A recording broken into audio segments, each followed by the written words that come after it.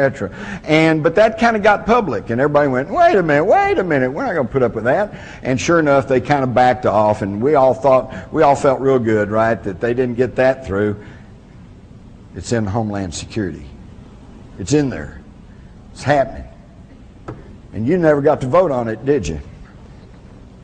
You can go all the way back to the war between the states, or where I come from, we call it the War of Northern Aggression. But it was a deal. It was all a deal.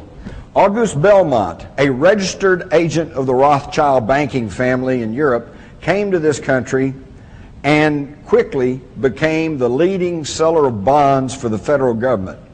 He's the one that got the money to prosecute the war between the states. At the same time, he was quietly buying up all the southern bonds. It was a deal.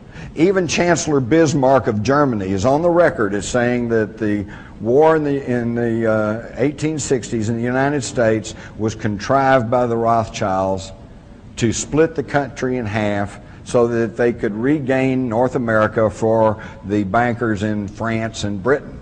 And if you'll stop and think about it, where was the bulk of the British Army? It was in Canada. Where was the French Army? Anybody? Mexico, under Maximilian. So they were going to let the North and South bleed each other dry, and then they were going to move in. There's only one man who seemed to understand what was going on, and that was the head Yankee, Abraham Lincoln. I'll have to give him some grudging credit. I think he understood what was happening, and that's why he became the first American president to print his own money, known as greenbacks. Do you know there's only been one other president in the history of this country that tried to print interest-free money? John F. Kennedy. June 1963, he ordered the issuance of $6 billion in currency, not through the Federal Reserve System, but through the United States Treasury. I have a $5 note. It says Series 1963. It's got red ink on it. It says United States Note. It doesn't say Federal Reserve Note. And I don't think it's a coincidence that both of those presidents were shot in the head.